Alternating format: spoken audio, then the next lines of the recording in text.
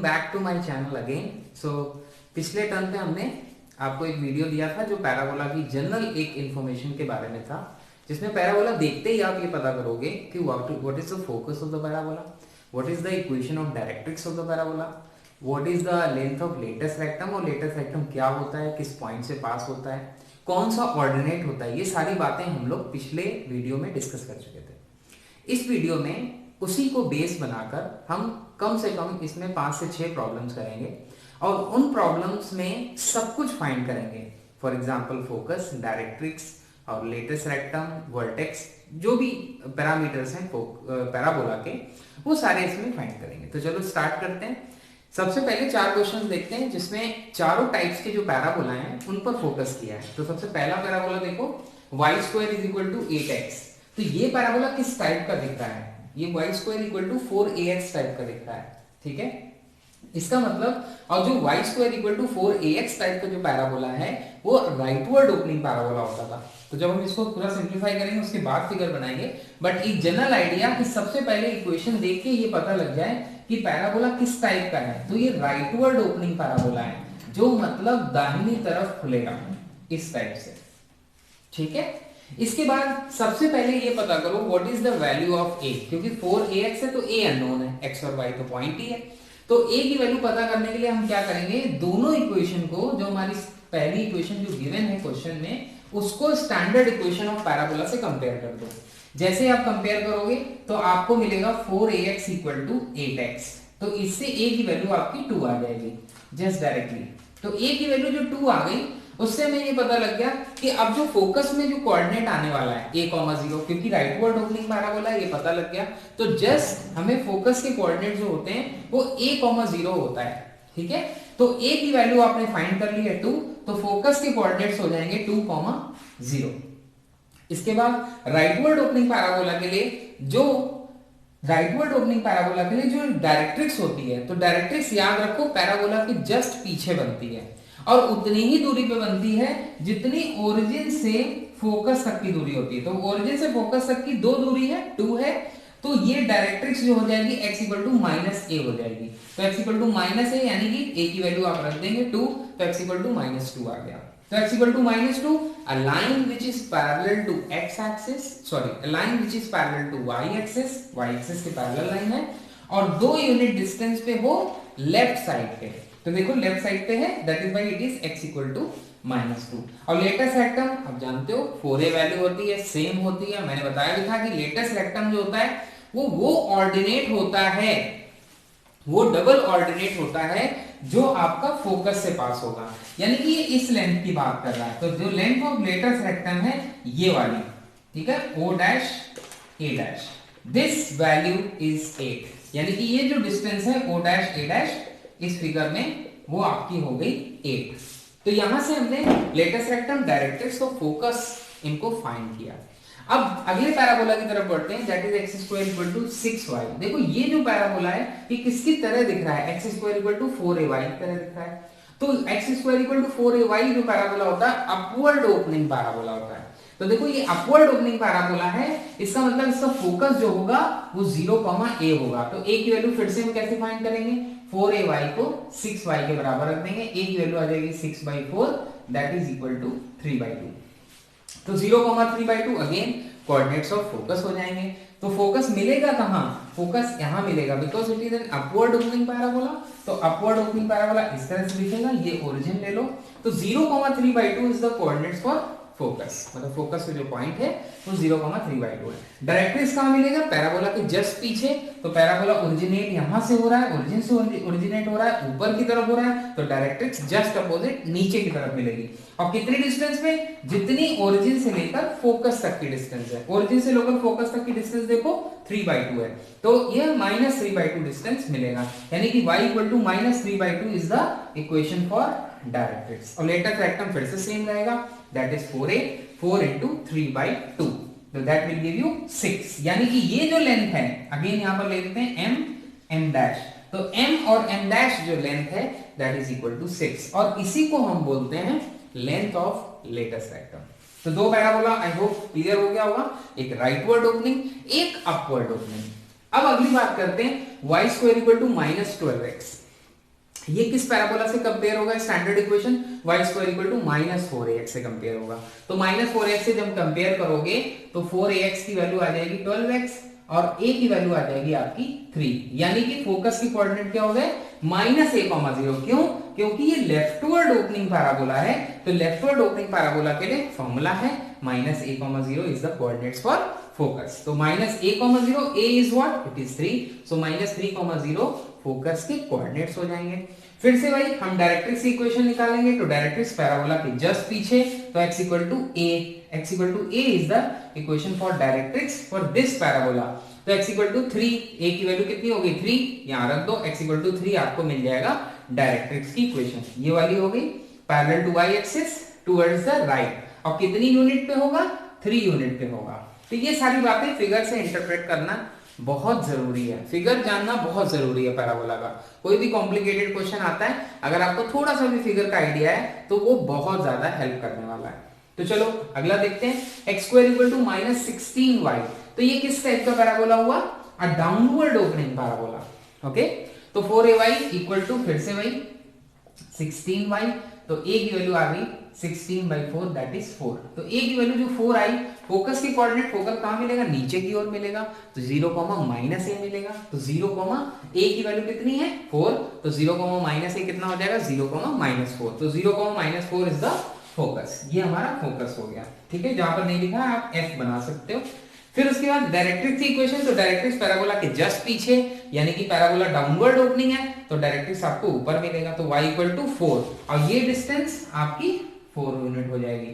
और latus rectum कितनी हो जाएगी? 4 मल्टीप्लाइड बाई a की वैल्यू आपको पता है 4, तो 4 4 द 16, तो ये लेंथ 16 होनी चाहिए। हालांकि ये रफ स्केच है, तो अप्रोप्रिएट अप्रोक्सीमेट नहीं दिखेगा, अप्रोक्सीमेट ही दिख रहा है। एग्जैक्ट वैल्यू के लिए आपको करेक्ट ग्राफ पे प्लॉट करना होगा, ग्राफ पेपर पे। तो ये 4 टाइप के पैराबोला हमने किए। अब हम इसके बाद बात करेंगे ऐसी इक्वेशंस की जिनको हम स्टैंडर्ड इक्वेशन ऑफ पैराबोला में रिड्यूस कर सकें। तो वो बहुत ही 2 प्रॉब्लम में कराऊंगा, दोनों प्रॉब्लम बहुत ही इंपॉर्टेंट होने वाले हैं। इसके लिए एक कॉन्सेप्ट की आपको जरूरत पड़ेगी, that is the completing square. मैंने कि जो हम परफेक्ट स्क्वायर बनाते थे किसी क्वाड्रेटिक इक्वेशन में, तो वो कब बनाते थे, कैसे बनाते थे, वो दोनों क्वेश्चन यहाँ पर करके दिखाऊंगा। और ये चारों क्वेश्चन आपको स्क्रीनशॉट ले लेना, ताकि कभी भी आप फोकस और इन सबको भूलें तो जस्ट इनको रिवाइज करके जाएं, आसानी से हो जाएगा। तो चलिए 2 क्वेश्चन हम लोग करते हैं आगे। ओके, क्वेश्चन देखते हैं। तो इस क्वेश्चन में देखो क्या करना है। सबसे पहले क्वेश्चन को ध्यान से देखो, ये दिया है y स्क्वायर -8y - x + 19। इसका मतलब ये ना कि ये स्टैंडर्ड फॉर्म में आपको दिया नहीं हुआ है। तो सबसे पहला काम होगा कि हम इसको स्टैंडर्ड इक्वेशन के फॉर्म में बनाएंगे।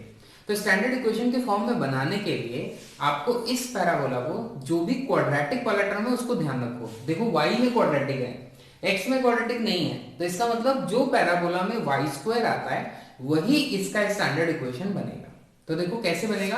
तो आपने क्या किया, क्योंकि y में क्वाड्रेटिक है तो आप y वाले टर्म को लेफ्ट हैंड साइड पे रख लो, आसानी से हो जाएगा इससे। और राइट हैंड साइड में बाकी सबको उठा के फेंक दो। तो हमने y square -8y equal to x - 19 कर दिया, ठीक है। इसके बाद अब क्या करेंगे, एक कंप्लीटिंग द स्क्वायर हम लोग क्लास 10th में पढ़ते थे, तो शायद आपको रिकॉल ना हो, तो मेरे ये 2 स्टेप जो हैं आपका काम कर देंगे। स्टेप 1, अगर कोई भी क्वाड्रेटिक इक्वेशन हो तो आप उसको कोफिशिएंट ऑफ x स्क्वायर को यूनिटी बना लो। यूनिटी कैसे बनाओगे, कॉमन ले लोगे वो टर्म। अब यहाँ पे यूनिटी है तो जरूरत नहीं है। Add and subtract the term coefficient of x whole square by 4। इतना ऐड कर दो, इतना ही माइनस कर दो, या फिर दोनों तरफ इतना टर्म ऐड कर दो, you will get perfect square, there is no problem. तो यहां पर क्या होगा, y square -8y equal to x - 19। अब हम क्या करेंगे, देखो coefficient of x whole square, क्योंकि x में क्वाड्रेटिक लिए है, तो यहां पर y का कोफिशिएंट क्या है 8, उसका स्क्वायर करो 64 divide by 4, you will gate 16। तो हमने 16 को ऐड कर दिया दोनों तरफ। तो यहाँ क्या हो गया, y - 4 का होल स्क्वायर, जिसका ये स्क्वायर होता है उसी का होल स्क्वायर बनता है। तो ये 4 का स्क्वायर है, और साइन वो लगेगा, जैसे यहाँ पर y का कोफिशिएंट माइनस है तो यहाँ माइनस साइन लग जाएगा। तो y - 4 का whole square equal to x - 3। बहुत सारे बच्चों को ये चीज आती होगी, बट फिर भी जिनको नहीं आती वो अभी भी सीख सकते हैं। तो चलिए y - 4 का whole square equal to x - 3।